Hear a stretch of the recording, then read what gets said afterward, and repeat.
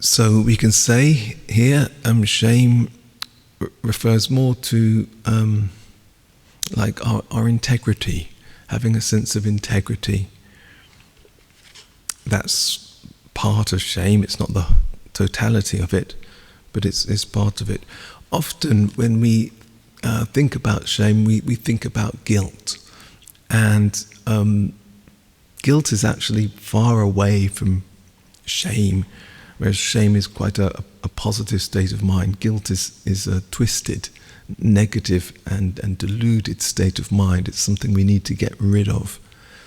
But this sense of integrity that comes with sense of shame is something we need to cultivate.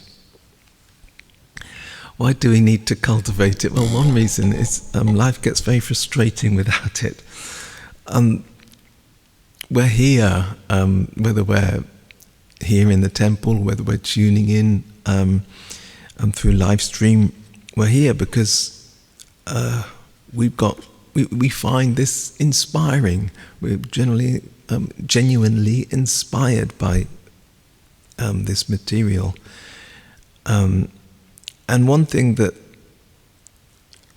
happens when we meet Buddha's teachings, or when we've been studying them for newly, or for some years, or for a long, long time, it's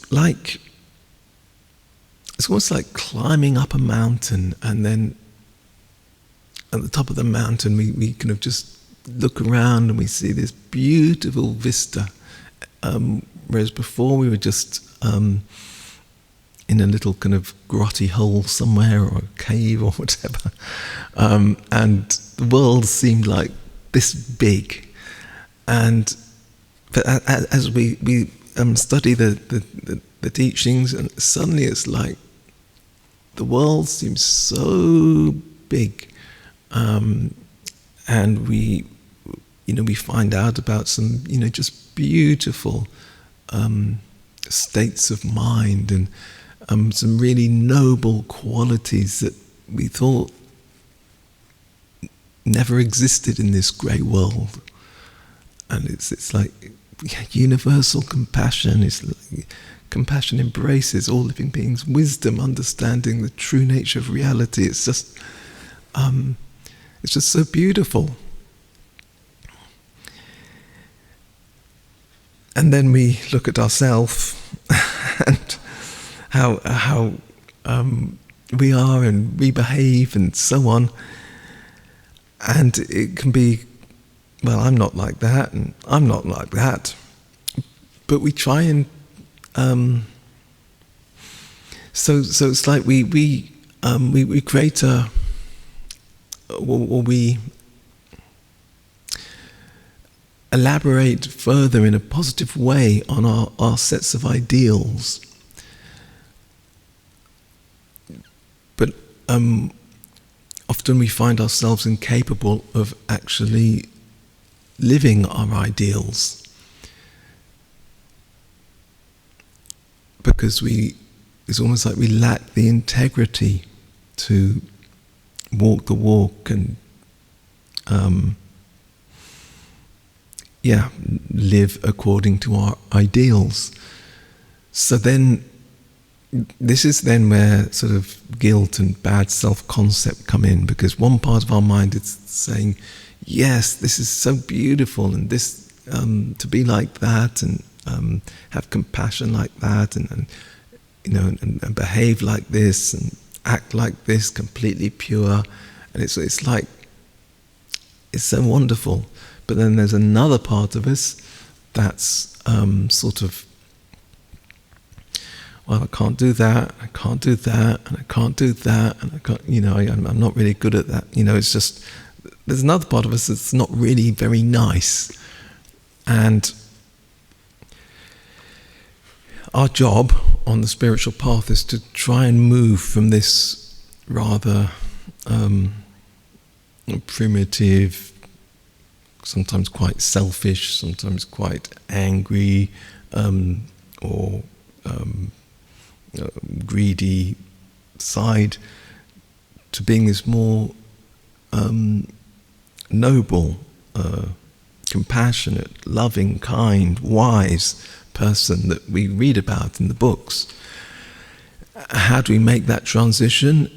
Through cultivating shame. Or let's call it integrity. Or let's call it honesty.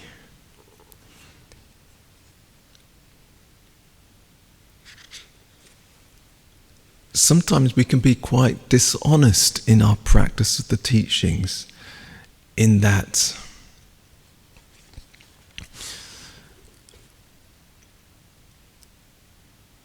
we aspire after these beautiful ideals. We think this is,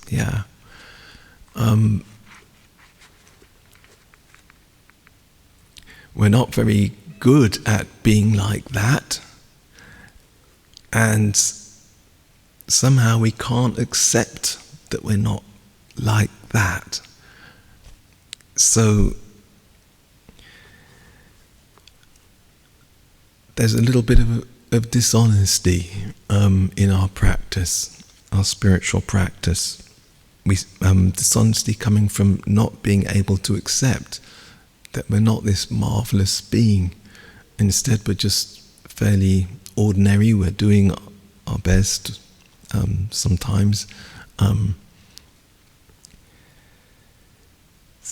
So one thing, sense of shame, let's call it integrity, requires us to be able to be honest with ourselves about ourselves. Sense of shame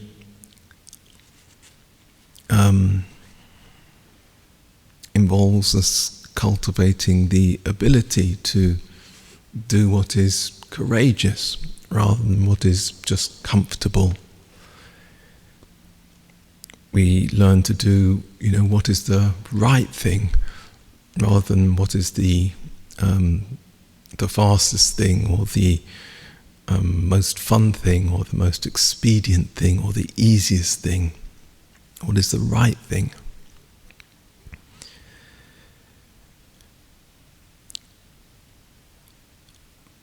Sense of shame is about living our values rather than just saying this is what I believe in.